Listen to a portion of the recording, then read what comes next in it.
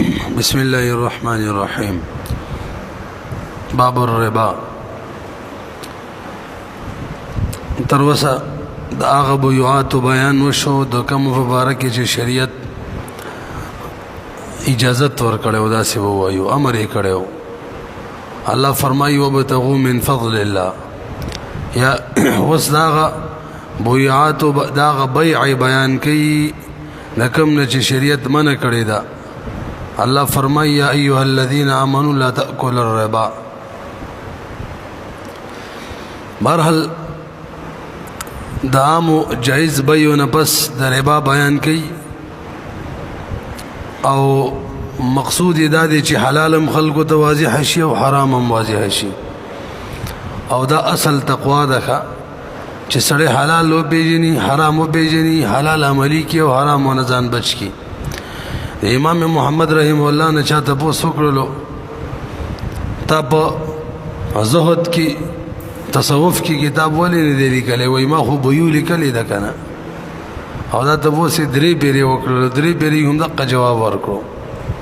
علما وایي د دې مطلب دا دی چې هغې کې مې حلال حرام لیکلي دي، بس حلال عملي کول، حرام و نه ځان بچ کول،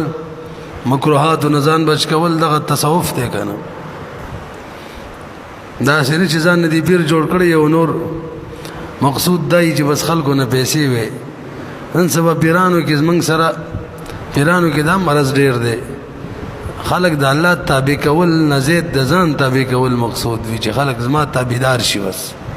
ټول سوچ په دې کې پلانکې مې مرید شو زما طرف ته راواوړي. بهرحال مخکې بیع د جایز بیع بیان او هغې کې هم زیادتو او ربا کې هم زیادت دی. البته د ربا زیادت منع دی. ربا یربو نصرین سرو باب نه دی، خپل معنی د زیادت او اصطلاحي تعریف دی. وفي الشرع عبارة عن فضل مال لا يقابله عوض في معوضة مال بمال. دا غزیتی مال ته ویل کېږي چې په مقابله کې عوض نه وي. دا کله فی معوضة مال بمال، کله چې معاوضه د مال په مال کېږي. لکه زه د جانزیب له 1 کیلو غنم ورکوم او د ده نه په باندې 1 کیلو غنم اخلمه، نو معاوضه د مال کېږي. دا مال غنم راکوي زه دله ورکومه، ورسره تې زه زیات مطالبه کوم، شرط یې لګومه. نو دا چې کوم پاو زیات راکوي دا بې علی عوض راځي، بس دا سود دی. څوک یې تعریف کوي وعبارة عن عقد فاسد بصفة. بس هر عقد فاسد چې دی او صفت په وجه د شرط په وجه فاسد شي نو بس دا ربا ده. سواء کان هناک زیادت وي او که نه وي. معنی دا چې بیع فاسد هر قسم ته ربا ویلی کېږي. بیا ربا په 2 قسمه ده مولوي صاحب. یو ته ربا القرآن ویلی کېږي، ربا النقد هم ورته وایي، ربا الفضل هم ورته ویلی کېږي. ربا القرآن ربا النقد ورته وایي. هغه دا چې زه د جانزیب له پیسې ورکوم، مثلا 1,00,000 روپۍ ورکوم قرض حسنه، او شرط دا ولګوم مال به 1,000 د پاسه 1,00,000 روپۍ راکې. دې ته ربا القرآن ځکه وایي چې دا قرآن کې د دې معنی راغلی ده. دویم نمبر ربا الحدیث دی. هغه دا کوم چې وختي مثال ویلو 1 کیلو ورکوم او ته هم په باندې 1 کیلو غنم به مال راکې. به د هر یو خپل اقسام دي، د ربا القرآن هم دي، د ربا الحدیث هم دي. راځي خپل براله راځي ښه پکې. ابحاث الباب 7 الحکم. دې بحث ته داخلېدلو نه مخکې تاسو یو مقصدی مسله زده کوي. هغه دا چې په باب د ربا کې به موږ راځي چې کله 2 هم جنس اشیا وي او قدري وي او خپل منځ کې تبادله کېږي، کمې زیاتې به منئ. دا مسله ټوله چیړل شي. حالکه غنم په غنمو هم جنس اشیا دي او قدریم دي. نو سوال دا دی دا خو موږ پېژنو چې بلانکې شی قدري دی، وزن کېږي، کیل کېږي.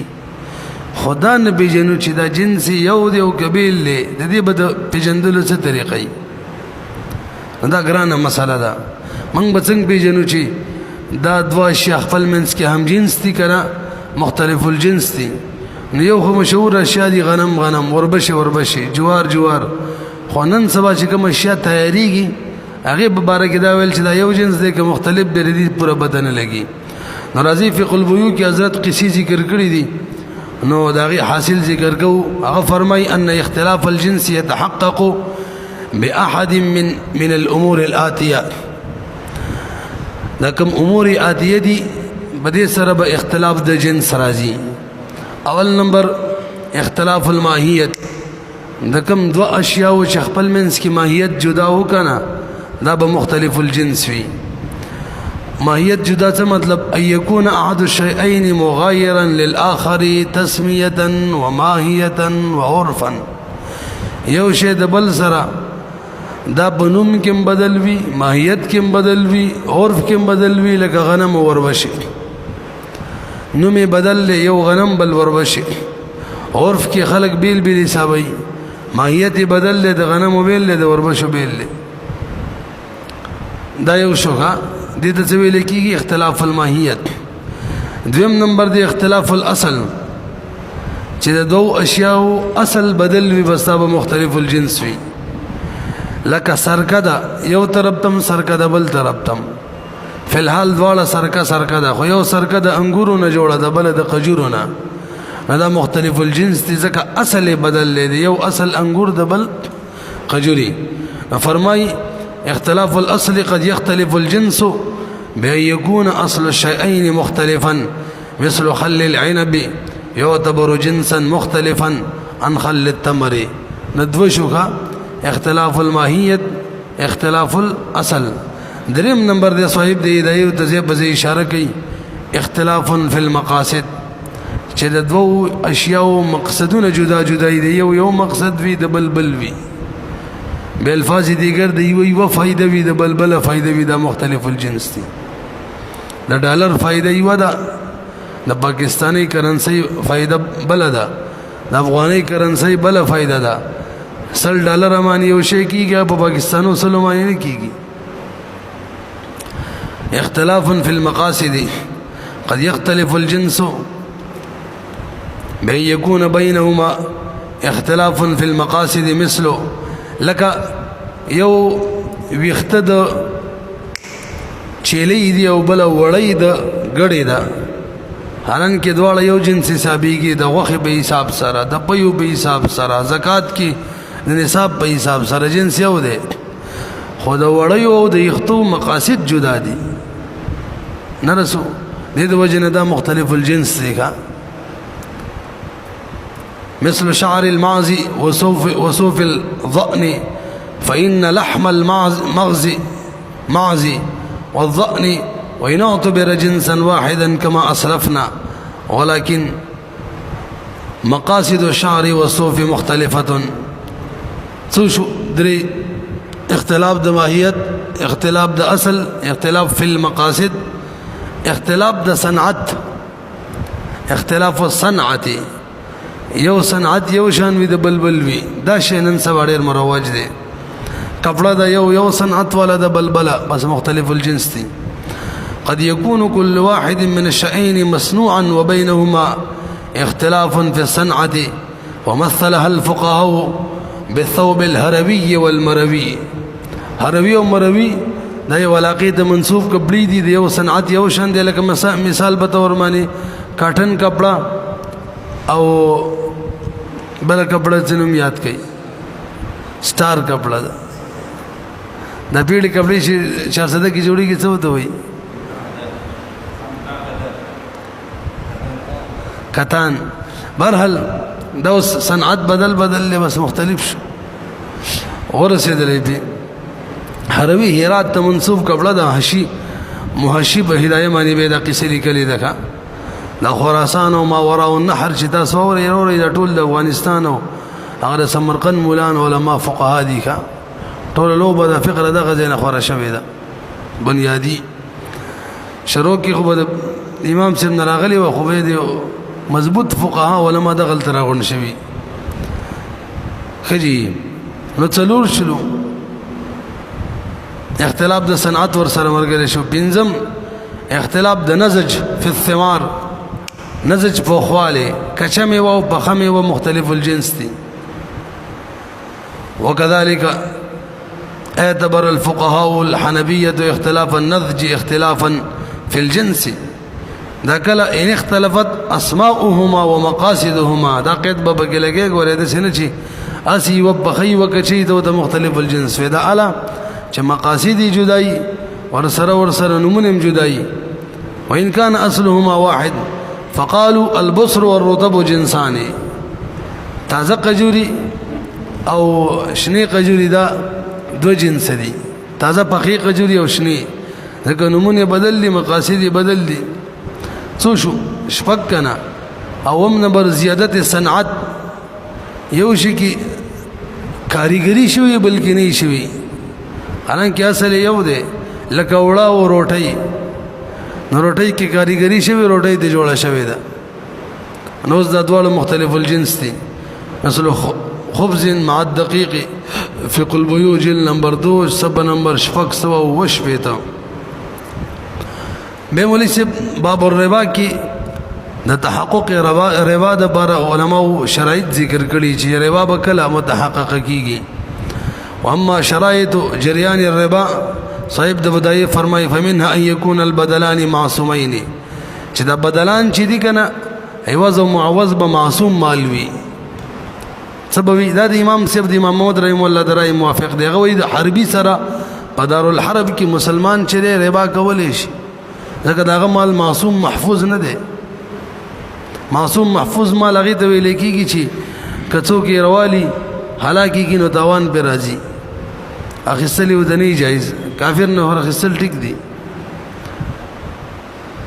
ومنها ان يكون البدلان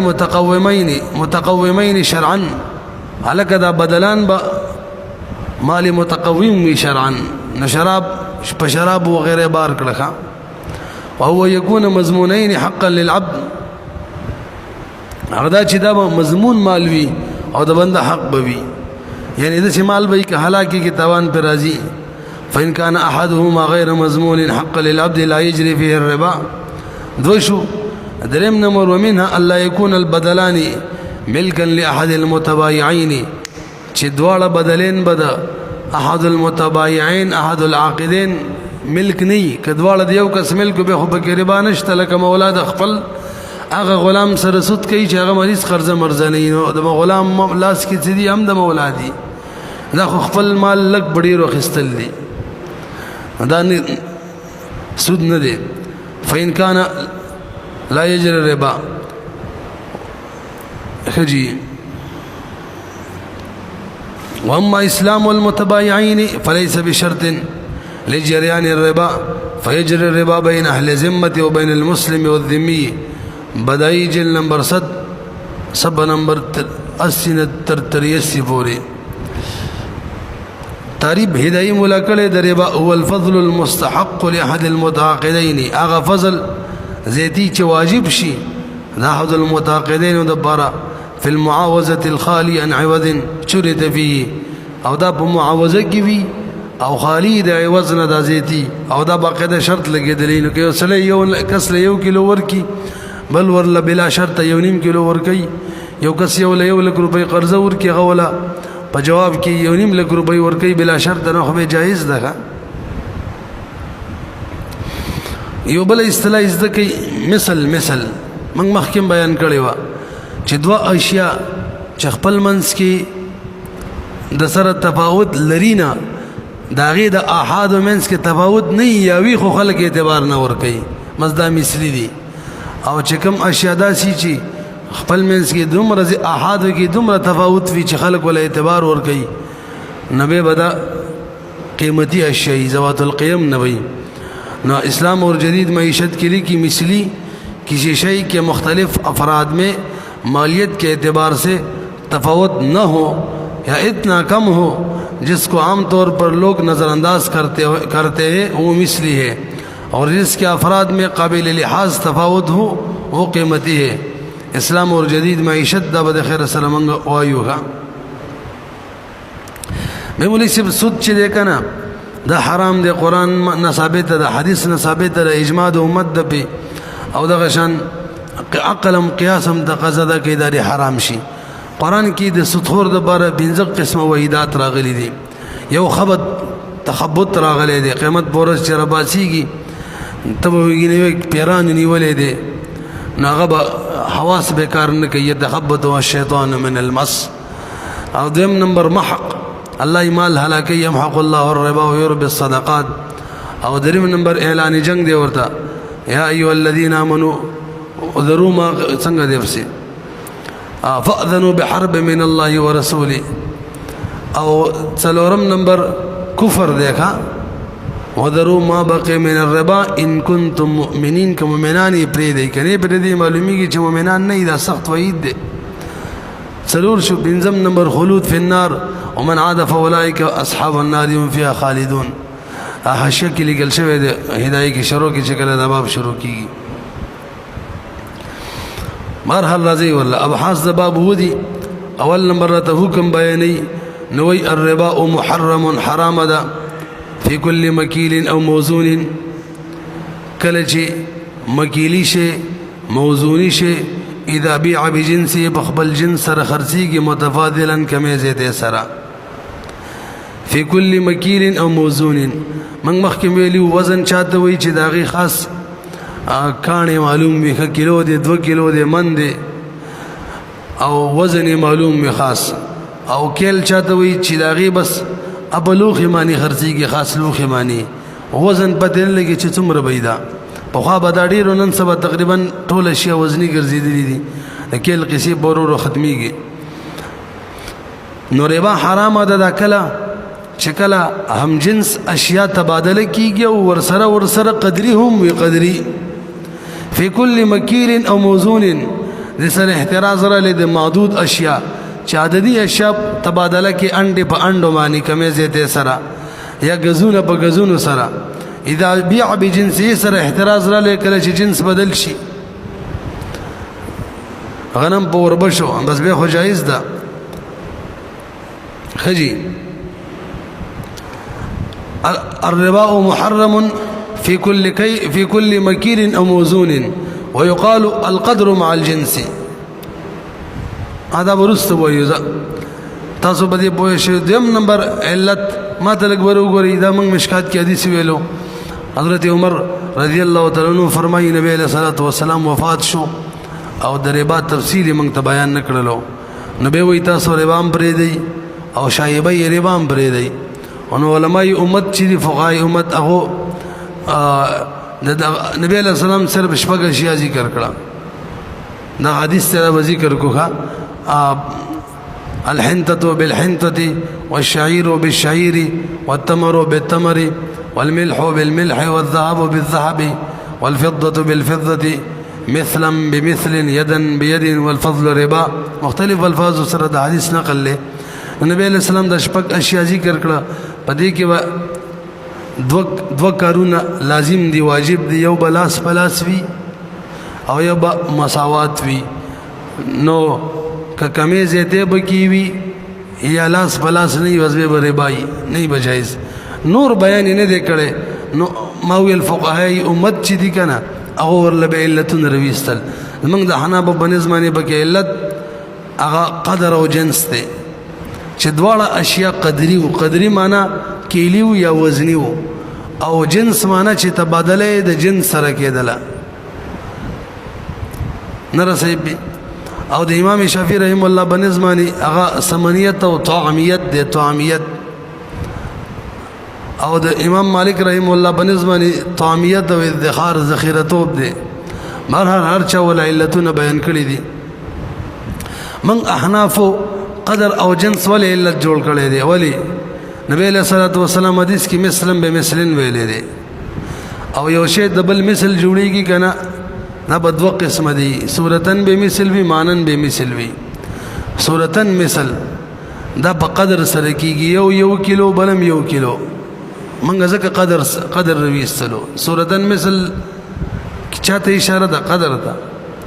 او معنن مثل څه معنا ده چې د دوړو افادیت یو وي دا کله چې جنس یو وي معنی یو وي معنی جنس یو وي او بعض روایتونو کې مثلا بمثل په ځای باندې راغلی وزنن بوزنن کیلن بکیلن خیلم دی کنه بیخي قدر ته اشاره کړي صفا او دا تقابل چې دا نور الانوار کې په دوه طریقو سره دا علت ثابت کړي یو هغه ما ویلو کنه مثلا بمثلن استدلال شو او دویم نمبر یعنی مثل سوره مانوي په دغه طریقه دویم نمبر طریقې دا ده مثلا بمثلن په ځای باندې یو روایت کې وزنن بوزنن کیلن بکیلن راغلی دی نو دې سره قدر معلوم شو او دا تقابل د جنس په جنس د سره جنسیت معلوم شو الحنطه بالحنطه پوه نه شوې مرحل به علت چې کنه دا په دوه قسمه د نور الانوار کې د علت شپږ قسمه ذکر کړي هغه کې یو علت یو قسم دا دی چې علت کله کله مرکب وي مرکب لکه دا مثال ورکړی دی قدر او جنس نو دلته علت په دوه قسمه تاسو وایي یو علت کامله دی چې اشیاء دواړه قدري وي قدري او جنس هم د دواړو یو وي او کله علت قاصره وي چې قدري وي جنس بدل بدل وي غنم وربشي جنس یو وي قدري نه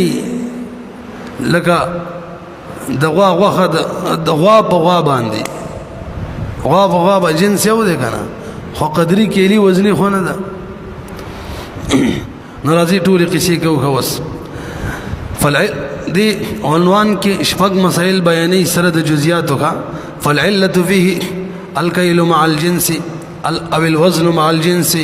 لاندې لیکلي کته سی ویلي فالعلة فيه القدر مع الجنس بس لنډ به صاحب د هدایم دا بیان کړی دی او اشمل اذا اشمل له دوړو ته شامل دی قدر کېل وزن ته نه دی وزن کېل ته نه دی او قدر دوړو ته دی فالعلة فيه الكيل مع الجنس او الوزن مع الجنس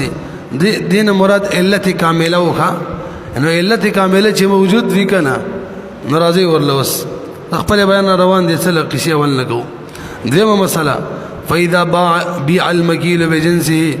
او الموزون بجنسه مثلا بمثل جاز البيع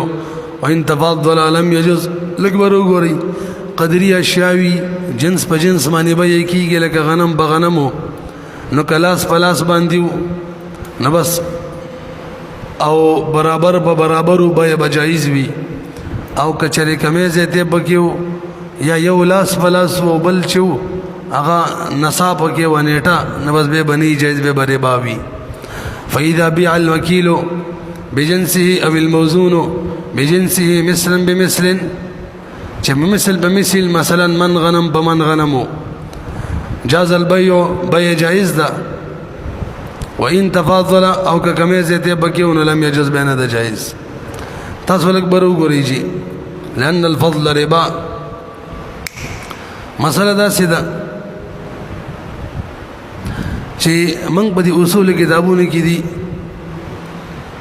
چې کله د نصف سوانه اشیاء کمو مثلا یو موټی غنم په دو موټو غنم باندې دو موټی غنم په درې موټو غنم باندې نصف سا په کم 2 کیلو ته وای نو وکم 2 کیلو نه چې کم وکنه معنی 1 کیلو غنم په 1.5 کیلو باندې نه رسېږي 1 کیلو غنم په 0.5 کیلو غنم باندې ازمن په فقهاو ذکر کړي وای دا جایز ده دا سره وجه سره وای اخره مقدار چې ده کنه د وزن اغه نصف صاع ده بس دین لاندې نشته ده نو کمه زیته حرام ده ال چې کله تحت الصاع کم شرازی قدری خوې کنه قدری کمی چې لاندې رسوان ناراضي او د لاندې رسوان کم شرازی کم چې نصف صاع هغه نه زیات وي کم چې د نصف صاع کم وي نو ګویا د سره قدری ده نه ځکه هغه تحت الصاع ناراضي نو نه باغی کې کمې زیاته به جایز ده کا یو موټی غنم په 2 موټو باندې 1 کیلو غنم په 1.5 کیلو باندې یو سیو په 2 سیوانو باندې لاندې هشکې لیکلي وای وكذلك يجوز بيع بطيخة ببطيختين وبيضة ببيضتين وحفنة بحفنتين عندنا لعدم الكيل ويشرب امام شافعي رحمه الله وین دي جایز کا غب کې علت طعامیت وي طعامیت شته کلی کې وکړي دا وسامي کې ګران زید او ډېر مزیدار زید ښه نور الانوار قیاس کې حسامی قیاس بلکې دا کتاب الله کې یو ځای کې راځي په دواړو کې او به قیاس کې پوره قصه ده. بهرحال د حناف و درای موافق تحت السوا هغه شی راځي چې هغه قدري هغه شی دی چې کم تحت السوا راځي او هغه کمی چې نصف سوا یا نصف سوا نه زیات وي هغه کې مخلص تا دی چې مساوات براولي او کم چې د نصف سوا نه کم وي هغه قدري نه دي هغه کې به کمې زیاتې چی جایز وي ځکه اصل بادشاهو کې څه دی اباحت دی. دا خبره کو پوره کوم وګديږي اصل بادشاهو کې اباحت دی د دې د حرمت څه وجه نشته ته چې لکه حدیث کې خو کمې زیاتې من راغلي دي وایي جی حدیث کې چې کمې زیاتې من راغلي د قدري اشیاء راغلي دا نه دي. خو فتح القدیر کې لیکلي دي چې دا قصه د حنابو دا غوخه چې کله نصف سوا اخره حدو اوس خو نصف سوا نه لاندې تلشتره یو دانه تلل شي. لہذا د حدیث په بنا باندې چونکه هغه کې عموم دی یو موټی غنم په دوه موټو باندې خرڅولم جایز نه دي. حضرت هم لیکلي فقه البیوع کې علامه شامیم بیان کړي او سکوت به کړي دی مطلب ټیک نه دي هغه زړه فتوا ختم شوی ده ښه. خجی مخکې راځي دوه مسلې وشو دی عنوان کې. درېمه مسله الکه یو طرف ته غنم دی بل طرف ته دی خو یو طرف ته خدي بل طرف ته کمزوري دی نو به یو طرف ته جید دی بل طرف ته ردی دی نو به وای به هم مساوات شرط دی کمې زیاتې به حرام دی. ولی دغه وسب کې کمواله زیاتواله شریعت حذر کړي ختم کړي دی اعتبار ولا ختم کړي دی. ولا يجوز بيع الجيد بالرديء مما فيه الربا الا مثلا بمثل على بجائز وی چې مثلا بمثل وی والاصل تاسو پوه شئ کنه وجه صدا نبی علیہ الصلوۃ والسلام فرمایي جيدها ورديئها سواء دواړه برابر دي. نن دا د احدار التفاوت فی الوصف صاحب دی دایم دا بیان کړی دی ځکه وصف کې تفاوت حذر دی حذر او جودت او رداءت دا اوصاف دي کنه. ان الجوده اذا لاقت جنسها فيما يثبت فيه الربا لا قيمه لها. جوهری قاعده لیکلې ده کله چې جودت نخپل جنس سره مخامخ شي کړه غنم د نور غنم سره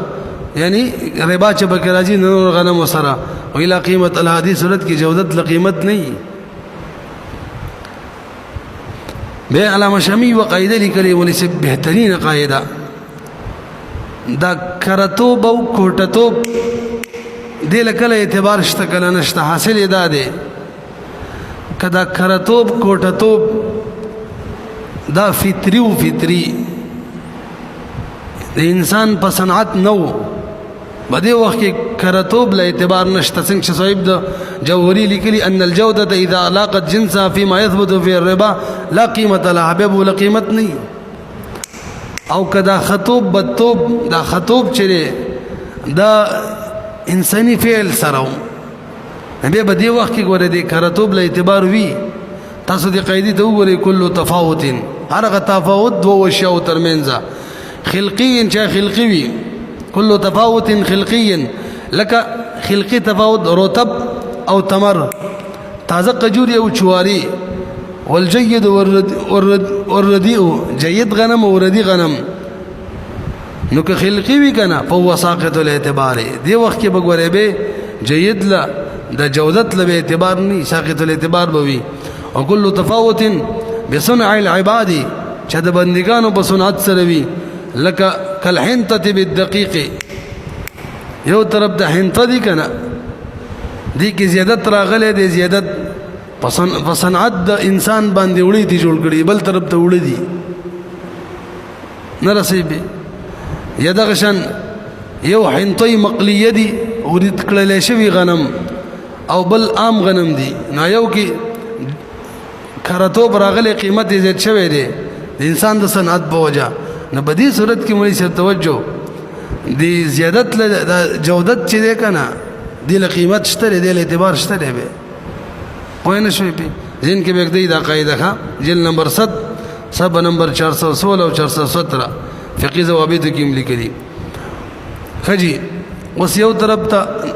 نوې نوٹ دی د سلو بل طرف ته زوړ نوٹ دی نه دا تغیر د جودت او رداعت چې د خلقی دی ښا کثرت استعمال به وجه راغلی الله پاک قانون دار شی زړیږي نو دې صورت کې هم دی کې جودت رداعت له اعتبار نشته نو کوم خلک چې بینک والا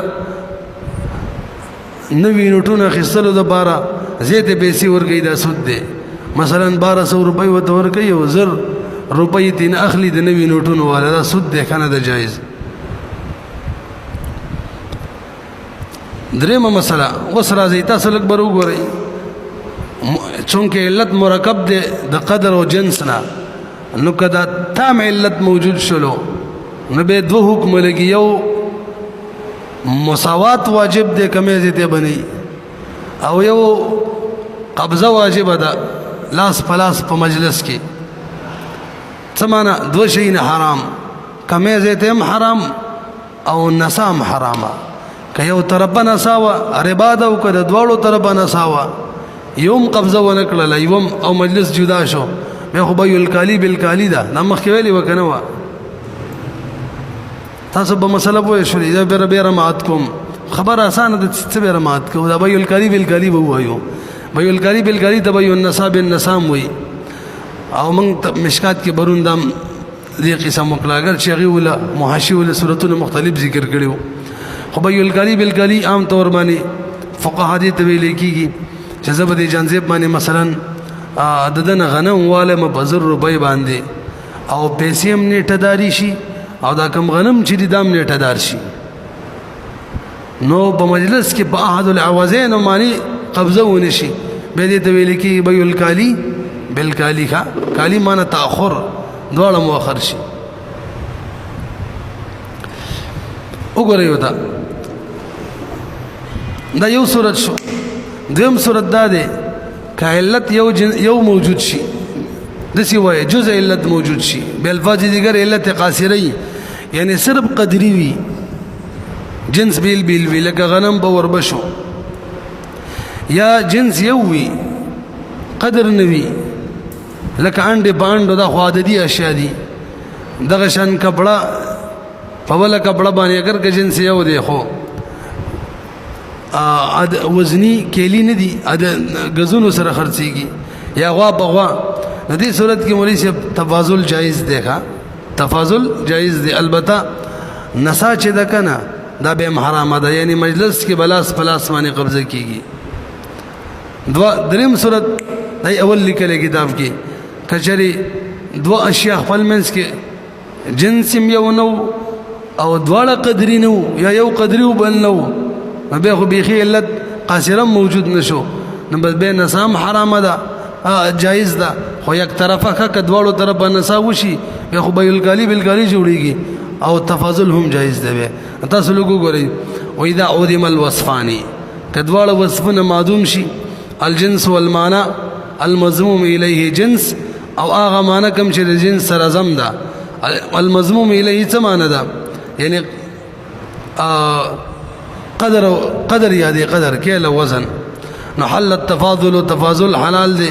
والنسا نسام حرام حلال ده خو ګره په شرط دې باندې چې دواړه نسا نه ښه پنځمه مسله په دې عنوان کې واذا وجدا که دواړه موجود شي حرمت التفاضل والنسا تفاضل کمې زیته حرامه او یو دی نیټه دار وي دا حرام شپږمه واذا وجد احدهما که یو موجود شي قدر موجود دی قدری دی جنس یو نه دی جنس یو دی قدری نه دی او دیم الاخر حل التفاضل ربای حقیقی چې دا هغه حلال شولا وحرم النساء نساء چې دا حرام ده به تاسو په یوه شوري خبره مانی اوس که څوک اعتراض وکي چلکه علت خو جنس او قدر دواړه دي نو حکم چره کنا تفاضل د حرام شي نسا د حرام شي دا حکم دی دی حکم د بار کامل علت بکار دی کامل علت کله دی چې جنس په جنس وي او قدری وي نو که قدری وي جنس په جنس نه جنس په جنس وي قدری نه مې خو علت نه دی موجود چې نه دی موجود نو به تاسو حکم څنګه لګوي دغه جواب کوي ان احد جزئي العلت علت په دو اجزاو کې یو موجود شي صحیح ده حقیقی ربا نه ثابتوي تفاضل خدا شبه علت دی شبه ربا ثابتوي خوانې درنه کو دا څه دی شبه علت دی ځکه پوره علت نه دی شبه علت دی نو پوره حقیقی ربا به نه ثابتوي تفاضل به نه حراموي البته شبه ربا ثابتوي نسا حراموي وشبهة العلة لا تحرم إلا شبهة الربا وهو النساء وبحقيقة العلة وهي جزء العلة جدوال دي اغا حقیقت ربا تفاضل حرامي حاصل ذکر کړي بده بل مخمان تاسو غوري والحاصل انها هنا اشياء اربعه سو اشياء دي څلور کم احد حقيقة العلة دا خو تاسو به جندل دویم شبهة العلة دریم حقيقة الربا تفاضل يدي څلورم شبهة الربا نسا يدي نو سره ثابتي ده فحقيقة الربا شدا يثبت بحقيقة العلة تفاضل او شبهة الربا شدا بشبهة العلة ولا ينعكس وكسين کیږي چالکا شبهة الربا دي ثابت کی اغا حرمت د تفاضل نه کیږي دریم عنوان دي معرفة الكيلي والوزني بالنص او بالعرف تاسو مطلق متوجه شي دا ډیره اهم مسله ده کم شي کیلی دي کم شي وزنی دي دا به موږ څنګه پیژنو کم شي کیلی شي دي کم وزنی دي نو دا مسله والی اهم نسبت استخیره کیوي ما بهرحال صاحب د قدرت درې مسلې ذکر کړې دي عنوان کې اول ادا ده د کم شي په باره کې چې نص راغلی چې دا به کیلی وي بس هماغه به همیشه د باره کیلی وي د کم شي په باره کې چې نص راغلی دی حدیثو کې راغلی دا وزنی دی هغه به همیشه د باره وزنی اگر که عرف کې خلکو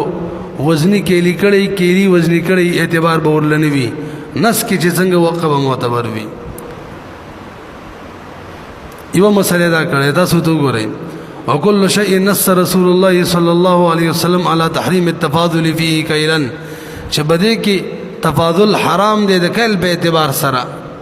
لکه غنم بغنمو فهو مکیل ابدا همیشه د بار بکیلی حسابيږي وان ترك الناس فيه الكيل اگر که خلکو بکی کیل بریخي ځکه یو طرف ته نست بل طرف ته تعامل له نس قوي دی تعامل باندې مثل الحنطه والشعير والتمر والملح دا ټول کیلی اشیاء دي دیر بار صاحب د هدايه او اصل ذکر کړي الاصل ان النص اقوى من العرف اصول هدايه کې دي الاصل نص چې د اقوا د عرفنا نو تعامل پرې دا نص له اعتبار ورکا دا مسله زده شو به برو ګوري دغه مسله کې ما وختي بیان کړی دغه مسله دا ده کم شي چې بنس کې راغلی چې لکه دا وزنی دی وزنی بس هغه به همیشه بار وزنی معنا تفاضل بدی کې به اعتبار د وزن حرام دی نو بس تفاضل بابا کې به اعتبار د وزن حرام وي کله بابا کې اعتبار نه وي وكل شيء نص رسول الله صلى الله عليه وسلم على تحريم التفاضل فيه وزنا لك صنع وشاندي وهو موزون ابدا وان ترك الناس الوزن فيه مثل الذهب والفضه وجه بهرحال دار الطرفين مسلكو دا ټول قصه دي رشوله او د امام ابو یوسف کدا بل مسله بس و یدریما او کوم شي کې چې نس نه راغلی نو هغه سره بس کو دا وزنی دی کې کېلی دی هغه کې به عرف او تعامل له اعتبار وینو وما لا ينص عليه هغه شي چې باغی نس نه راغلی لکه شی ستون علاوه فهو محمول على عاده الناس دخل کو عادت به حمل وینو العاده محكمه 35 نمبر ماده ویلی و هم دغه شان دا څومره چې د عادت موافق استعمال الناس حجه يجب العمل به بسورزا دا عادت څومره مادي ټول بده معنی پټ کیږي ښا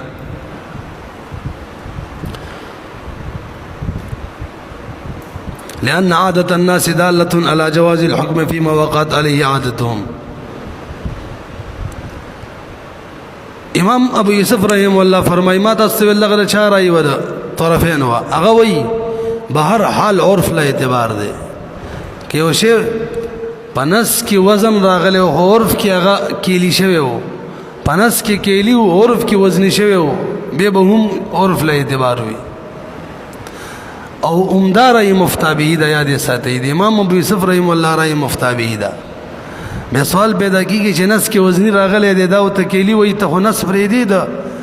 کې د تعامل په وجه باندې نس کې کیل راغلی دی او تعامل د وزن دی تی وزنی جوړې تعامل په وجه باندې نس پرې دی سره څه کې دا جواب کوي ګوري د نس کې چې کوم شی کیل راغلی او کنه دغه وجه دا و چې دغه وخت کې عرف د کیلو نس کې چې کوم شی وزن راغلی او دغه وخت کې عرف د وزن و یعنی التم عرف ته کتلی او ځکه نس ته راغلی لا ينكر تغير الاحکام بتغير الازمان همدا مفتابه راي د زمون ټول فقهاو ذکر کړي او ډیره فائدم د بده کې کړي لانجه به جوړ شي وعن ابي يوسف رحمه الله انه يعتبر العرف على خلاف المنصوص عليه ايضا لان النص على ذلك الكيل في الشيء او الوزن فيه ما كان في ذلك الوقت الا لان العاده اذ ذاك بذلك هل تدخلوا بوا وقد تبدلت فتبدل الحكم وبدل شو بقول ابي يوسف يفتى رحمه الله تاسو په شوري کنه بهرحال القول الراجح کوم دي چې مفتابي قول امام ابو يوسف رحمه الله دي حضرت دا قصې ذکر کړي فقه البيوع کې په جلد نمبر 2 صفحه نمبر 603 او یا باندې نو به التم ملاحظه کوي ښا همدا مسله ده چې بهرحال اعتبار چاله رده او عرف لره ده رسو مسله رضی تاسو به دې مسلې بدولېږي ښا لکه صبر انتظار وته وکي چې دې څه فائدہ ده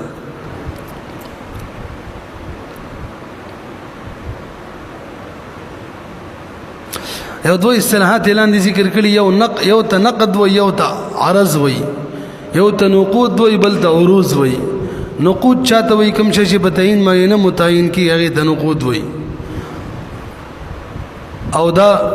حقیقت کې اعلی مبادله ښه دا اعلی د دې چې سره بل سواخلی سونا چاندی نن سبا د مهر وجه کرنسیم دا او عروض چاته وي کم شي په تعین معنی متعین کی عام طور خلق تعریف کوي عروض چاته وي ما عدد دین ما عدد نقود او نقودنا د دین نه علاوه وهو جميع ما سوى النقود وهو المقصود بالمبادله دا غشوي چې مبادله کې دا مقصود وي هغه اوس ګور زید جانزیب له روپۍ ورکوم غنم ته علما په دې تبادله کې مقصود غنم دي دا روپۍ خاصي اعلی ده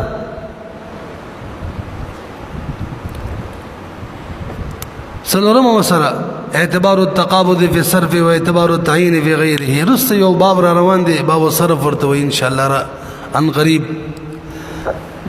التا خبر به د نور بیعاتنا بدل ده التم بيد جنس بجنس کیږي د درهم په درهم کیږي د دینار په دینار باندې کیږي جنس په جنس باندې نو منګه دا مسله وکړه چې کله قدرمو جنسمو توجه جي نو التا تفاضلم حرام دي یعنی مساوات واجب دي اولتا نسام حرام ده یعنی تقابض واجب دي خود نور تقابض او د بای صرف د تقابض منس کې فرق دی انور کې تقابض د بار دومره کافی دي چې مبي ته اشاره وشي دغه بدلینو ته اشاره وشي الګا دا 1 کیلو غنم بجانزي بتا در کوم استا هغه 1 کیلو مال راکا هغه وای ټیک د زما دغه کیلو استا شو استا دغه کیلو غنم زما شو اشاره او توشوله اگر چې باقاعده بلاس کې نه دي رخصتلی قبضه بنه ده شوی دا کافی ده نرسي او بای صرف کی چې نقود دي درهم په درهم دینار په دینار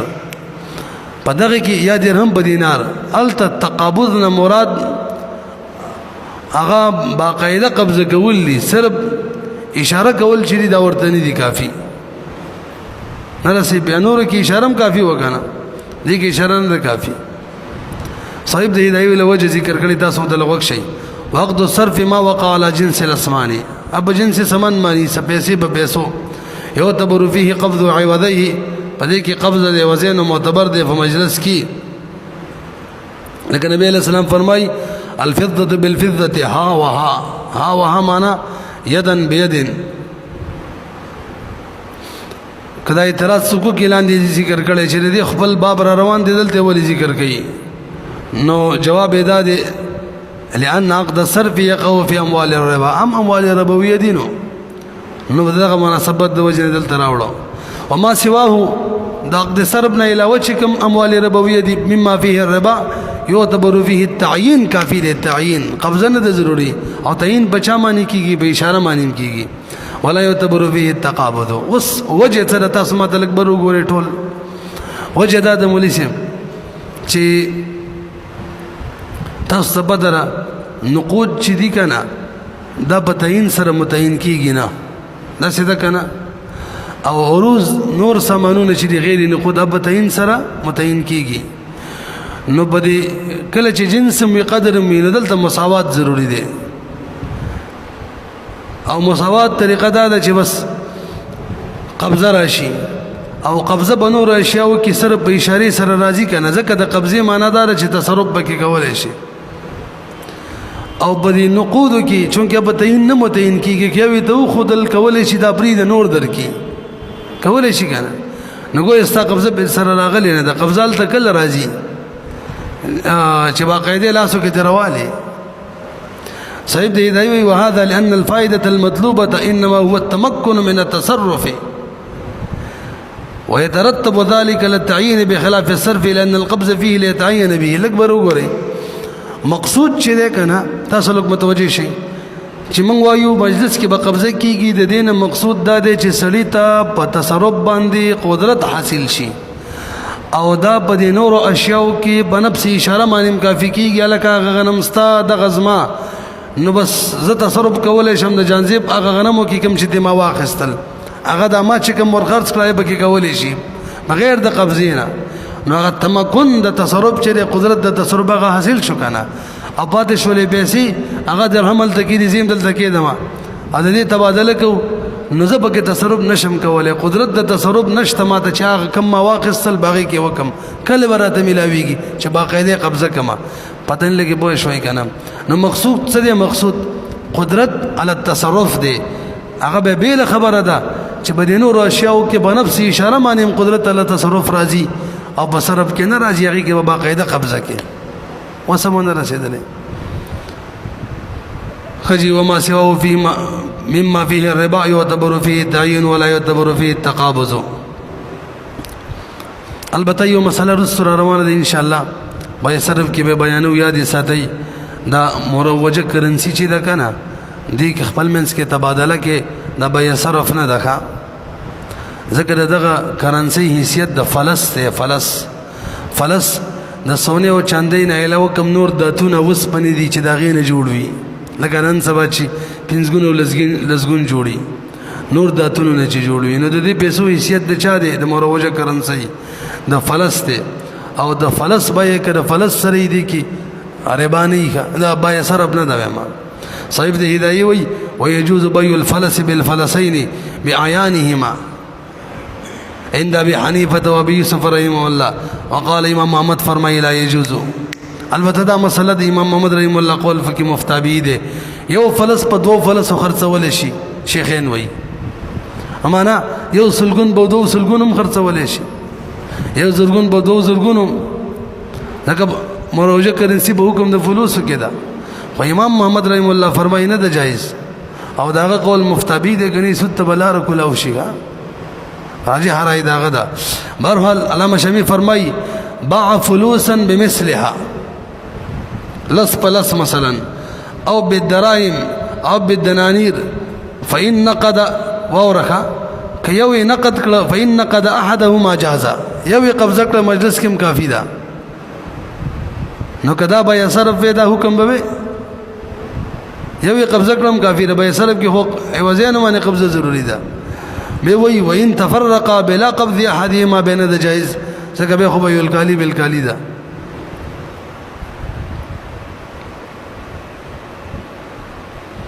پنځم نمبر عنوان عدم جواز البيع بجنسه فيما لا يمكن فيه التساوي لك برو ګورئ هغه دوه اشیاء چې د هغې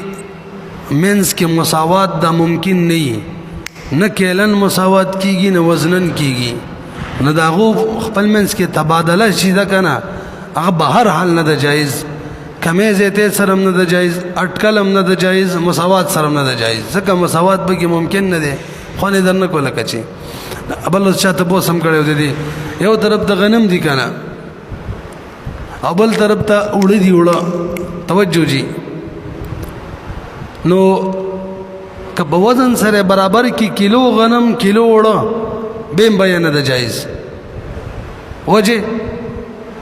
ځکه د دې مساوات نه وزنن کېدی شي نه کیلن کېدلی شي او نه اټکل خرڅول جایز دي. اټکل باره کې من قاعده ویلې وه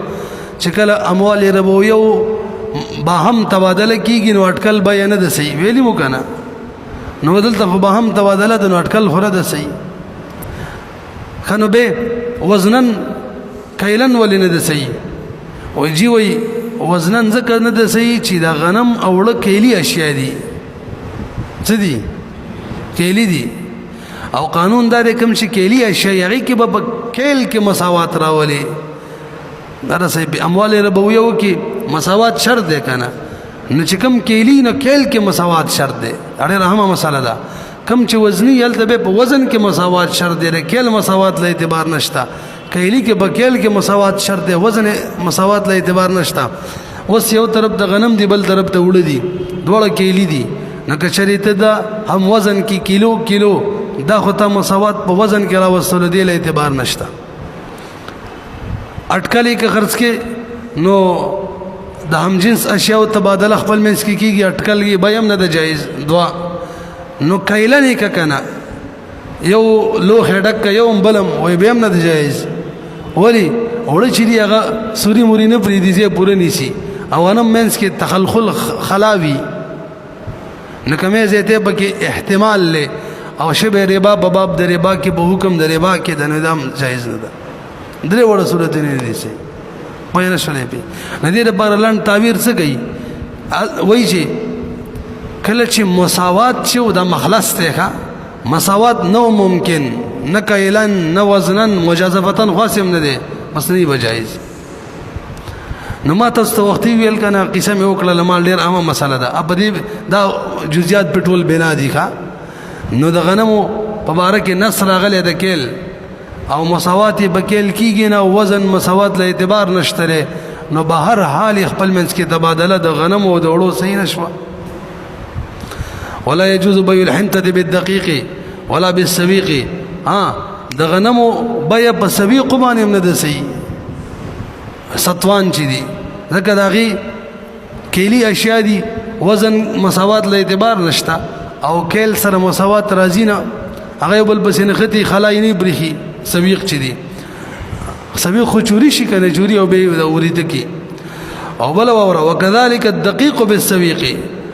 د وړو په سویق هم ټیک نه ده د وړو د سطوانو ترمنځ. دا د امام صاحب رایې ده ښه او په دې باندې فتوا هم ده صاحبانو په نظ باندې جایز ده. تاسو پوه شولئ.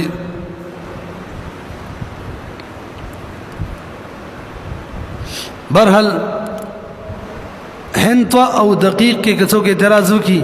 چې جی دلته خو جنس ختم شو که نه اوړه دي بل غنم دي وایي نه دا اوړه جوړ د غنمو نه دي نو من وجن پکې اوس هم لا جنسیت باقي دی. دغه شان سویق هم د غنمو نه جوړ دي جنسیت باقي دی. او دقیق او سویق چې دي که نه دقیق او سویق دې دواړو اصل د یو جنس دی او دې سره د فی الحال پکې دومره فرق نشته چې موږ مختلف الجنس حساب کوو. اصل یو دی هم د غنمو نه دي بل هم د غنمو نه دي. څنګه حکم دی اصل او د دې هم دی په نفس مسله پوه شولې. همري چې موږ دا خبره کړې وه چې فتوا د امام ابو یوسف رحم الله بقول الله ما ویل مسله ډېره اهمه ده. د چا بقول الله دغه بنظمانی کم شي چې عرف کې کیلی به کم وزنی او وزنی به غنم نن سبا اوړه نن سبا وزنی ګرځېدلې دي نو دلته مساوات په وزن کې کافی دی. لہذا اوس اخري مسله تاسو اجدا څنګه قصه راته وکړله غنم کیلو په وړو کیلو باندې خرڅول جایز دي ځکه مساوات رااله کنه پڅ کې رااله وزن کې رااله او نن سبا خرڅيږي هم پڅ کې په وزن کې بس صحیح ده کنه نه شان نور رواله پوه شو به خجی ما ته بخیره کې رعایت کوي داخله کې یو بل نه قرضه وړه غنم کورونی کې اخلي دا څنګه دی معنی قصه کوم مرنه ير نشي. شپږمه مسله بيع الشيء بجنسه بعد التغيير على نوعين. الف بيع الشيء بجنسه بعد التغيير الصنعي بيع الشيء بجنسه بعد التغيير الطبيعي. من ویلو تغییر په دوه قسمه لري مخکې ویلو یو خلقي دی او بل صنعي دی انساني کوي. اوس د یو شی دی کنه ته دا په خپل جنس باندې خرڅه خو بده یو کې تغییر صنعي راغلی دی خلقي راغلی دی اول صنعي ذکر کړی صنعي راغلی دی دو شیئین دي کنه هم جنس دي خو یو کې تغییر راغلی دی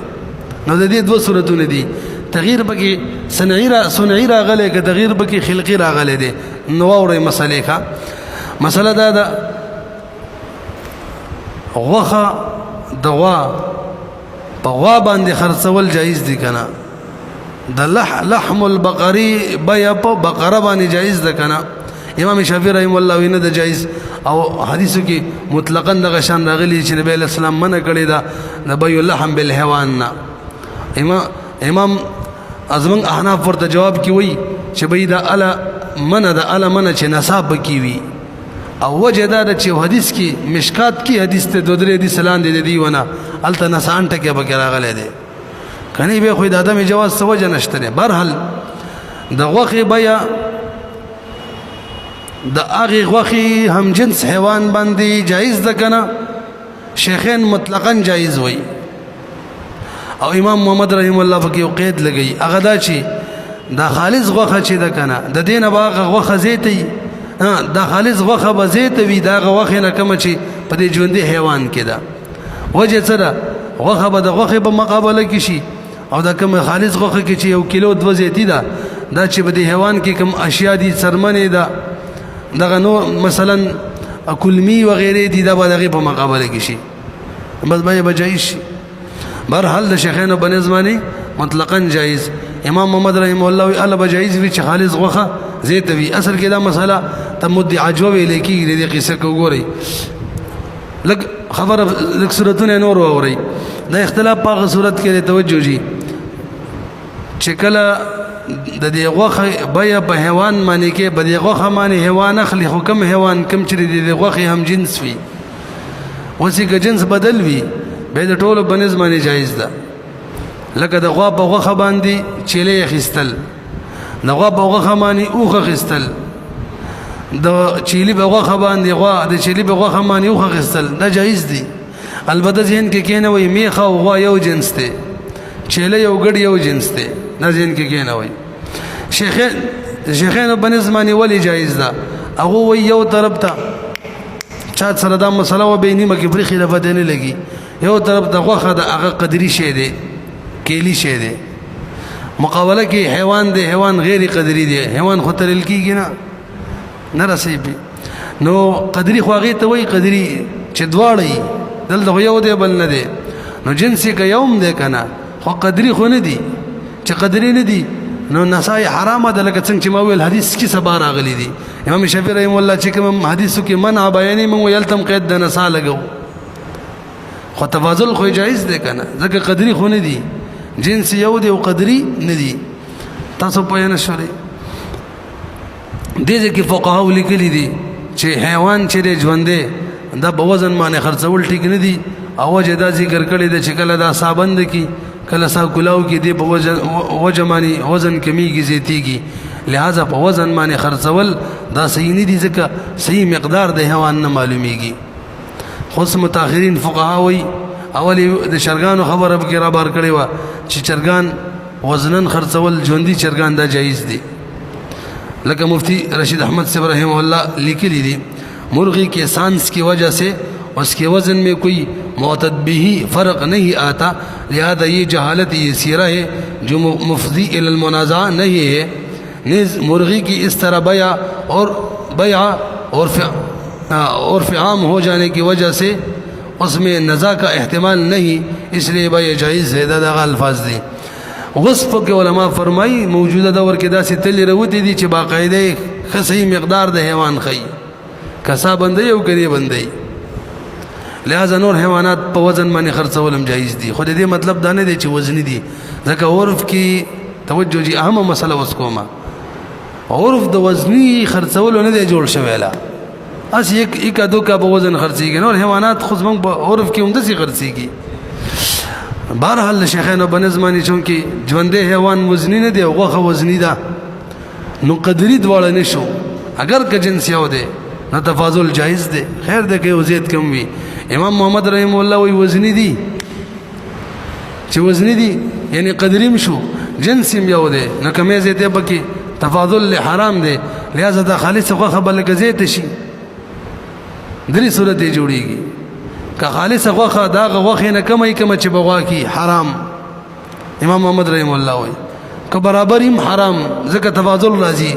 دغه کلمی څرمن وغیرہ زیتی راځي نو فضل پکې بلا وزراله سود شو هغه خالص غوښه زیته به جایز وي وقال محمد رحمه الله لا يجوز حتى يكون اللحم أكثر مما في الحيوان فيكون اللحم بمثله والزيادة بالسقط لك سرمن شولا كلمي شولي لري شولو تريخ شولو وغيرها قديم بوي شو كان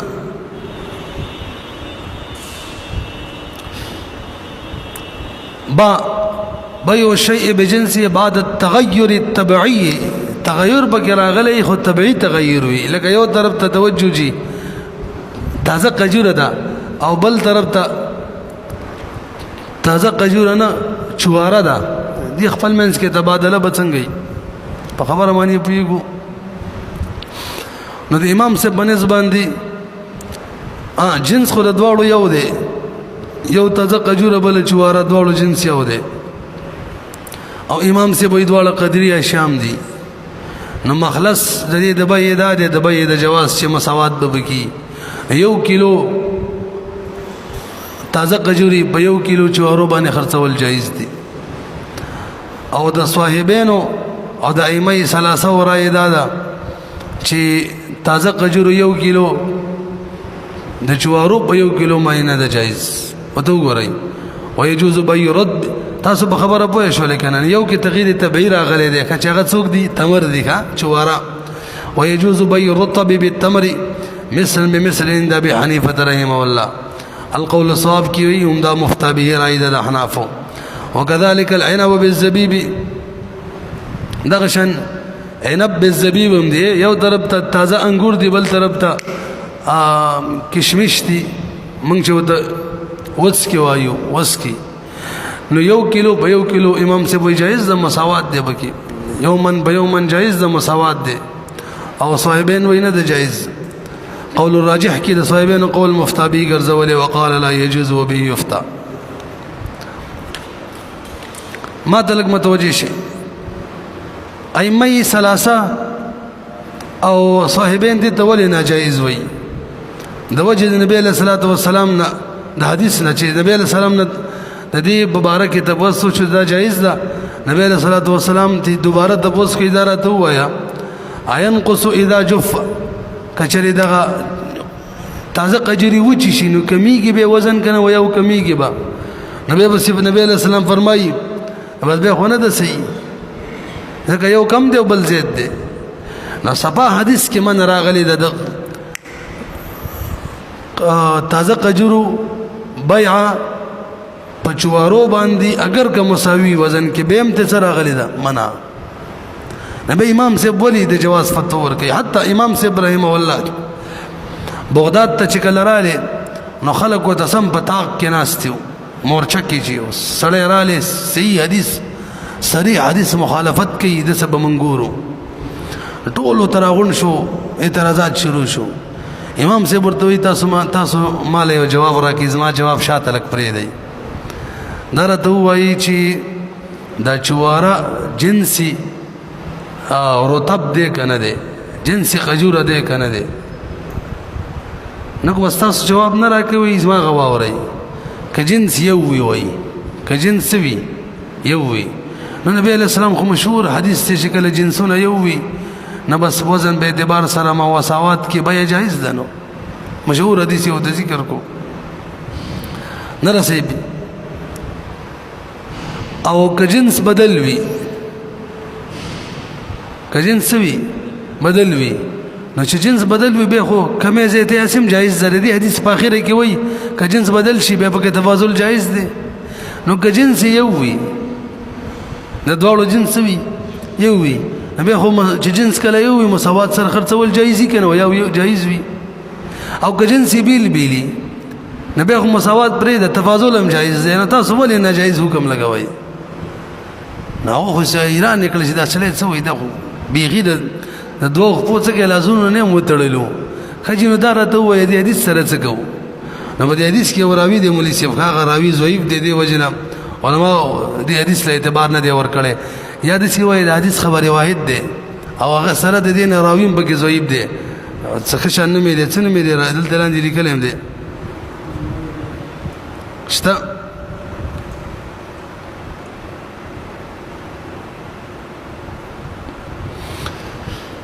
خجی یو حدیث ضعیف دی دویم د حدیث خبر روایت دی بل طرف ته مشهور حدیث چې هغه دا دی چې کله جنس یو مساوات سره به جایز ده زمون احناف چې دي کنه زمون امام صاحب رحم الله عام طور باندې قاعده کلیه جوړي بس ټول دارو مدار په قاعده کلیه لګي به چې کوم جزئی دا مخالف جوړيږي داغي تعویل کوي لکه دلته وکړلو او حنابلہ هغه په ظاهري حدیث باندې عمل کوي مالکیه هغه په تعامل د اهل مدینه باندې هغه دارو مدار جوړي شافعی تعامل د اهل مکه دارو مدار جوړي او امام صاحب قاعده کلیه بس دارو مدار جوړي په نه شری خانو به سوال وکي یو سړی قسم مخري چې زبا رطب نه خورم او به تمر خوري نو خو نه حنس کیږي خو نه کنه دا څنګه یو جنس دی داغي جواب دار د یمین بنا چې دا کنه دارو مدار په عرف معنی دی عرف کې څوک دا یو نه غني دی وجنه ده باقی نص نه د زدر خیمه چې دا یو شی دی نبی علیہ السلام له رطب راوړل دا موږ استاد ته مشکات کی ویل تبوست نبی علیہ السلام راوړل نبی علیہ السلام چا چې ول راوړي وخت وي اکل تمرن او کل تمرن خیبر هکذا د خیبر ټول تمر د غشان دی رطب ته تمر ویلو معلومی کی چې یو شی د دواړه دا خبره په زبیبو کې دا صرف د زبیبو نه ده نور رب سي ورزه د رطب او زبیبو نه ده یعنی د قجورو د انګورو نور ورزه یو طرف ته تازه میوه ده بل طرف ته وچه میوه ده چې دا تازه میوه وچه شینو کمیږي صاحب د بدایي فرمایي ابو حنیفه رحمه الله يعتبر المساوات في الحال عند العقد في الحال مساوات له اعتبار ورکړي ولا يلتفت الى النقصان في المعال آینده کې کمی کی زیاتیږي چې زمون کار نشته هر شي د سکیږي بدایي جلد نمبر 409 صفحه مانی او لند دا التماثل المعتبر عند العقد او بعده كم دور رسیدلو ويجوز بيع رطب بالتمر مثلا بمثل عند ابي حنيفه رحمه الله وكذلك العنب بالزبيب عنوان بيع شيء بما يتخذ منه خرڅول دی وشي باغ شي باندې چې کوم دا غین راوتی څه مطلب لګ بر وګورئ یو طرف ته مثلا د شرشم تیل دی تیل او بل طرف ته د شرشم ودانی دی یو طرف ته د زیتون تیل دی بل طرف ته د زیتون دانی دی خپل منس کې د دې تبادله کې جایز وای کنا نو مولوی سی دلته ماغه مسله د کوم چې امام محمد رحم الله مخکې کړي وا توجه جی نو مسله دا سیدا چې دا به جایز وي بده شرط باندې چې دا خالص تیل زیت وي دا غتیل په مقابله کې کم تیل چې د شرشم بدانو کې دي خالص تیل زیت وي دا غتیل په مقابله کې کم چې د زیتونو بدانو کې دي وجه سره چونکی جنس یو دی تیل قدری هم دی نو تفاضل به حرام دی کنه نو دا تیل به د تیلو په مقابله کې شي او د خالص تیل چې لږ زیات دی دا به د هغې کوم بوس روزي د هغې په مقابله کې شي دې مسلې ته علما مد عجوان هم ورکوي نه رسوي او چونکې د عجوې نه دا مسله راوتې و بس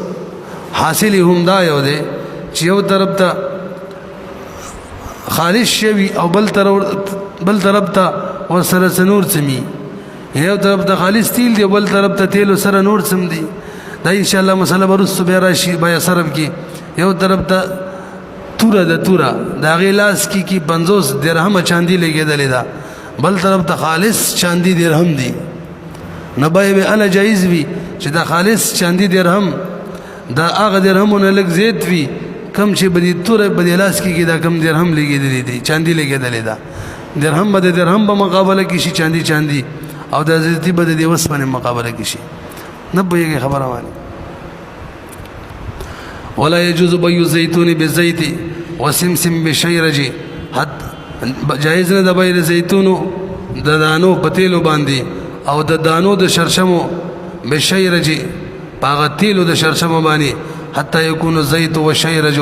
تر دې چې تیل د زيتون او تیل د شرشمو اكثر مما في الزيتون والسمسم شي فيكون الدهن بمثله وزياده بالسجيره تاسو پیږئ کنه لاندې لیکلي اصل کې د دې درې صورتونو د بیې جوړیږي علم ان بيع الزيتون بالزيت والسمسم بالشيرج على 4 وما اول ان علم ان الزيت الذي في الزيتون اكثر من الزيت المنفصل کدا خالص تیل هغه تیل کم چې بده دانو کې دي دا د خالصو نه زیت بیان نه جایز ځکه دلته خو زیتی پکې رااله فضل رااله سره تیل فضل دی او څه بسې داغه خشاکم سه اور بسې شو دویم کتیل د معلومه شول چې تیل د دوړو یو شان دی به هم نه جایز ځکه خشاک پکې فضل شو دریم کدا خالص تیل زیتیو به جایز وي څنګه چې موږ متن کې مسله ویلا تیل بتیلو زیتی به د خشاک په مقابله کې شي او څلورم کپته پکې نه لګي توجه جی چې تیل کم زیت دي کم دي کپته نه لګي دلنو به امام ظفر رحمه الله وی جایز دي ځکه اصل بشاو کې به حد دي بس صحت ته واړوي موږ وینا دلته پدری صورتونه کې دو صورتونه د حرمت دي کدا خالص تیل دا غتیل مثل وی ام جایز دي او کاغذ زیت وی خالص تیل ام جایز دي او یو صورت جایز دي چې خالص تیل زیت وی نو دوا اسباب دو صورتونه د حرمت دی یو د حلت دی نو اکثر لبه اعتبار ورکو دا اٹکل صورت کې ماغي تواړو ځکه شبه ربام بکی باب د ربا کې په حکم د ربا کې دا څه ده کنه لاحتمال الربا وشبهه فيه كالحقيقه دغه شان غز د غیب تیلو باندې او صاحب د هدايه فرمای واللبن دغه شان شودو نه چکم غوړي روزي باغې معنی اخلي خرڅي دا خالص غوړي بلک زیت وی دا غوړو په مقابله کې کم شي شودو کې وی دغه شان عنب دا غیب باغ جوس باندې کم څوتوي شیرته روزي دغه شان قجوري دا غینه چې کوم وبره وزي دا وبو زيتي دا غو په مقابله کې کم چې قجوري دي على هذا الاعتبار صاحب دې فرمایي ولأن المتوهم في الربا كالمتحقق دا قصه مقرله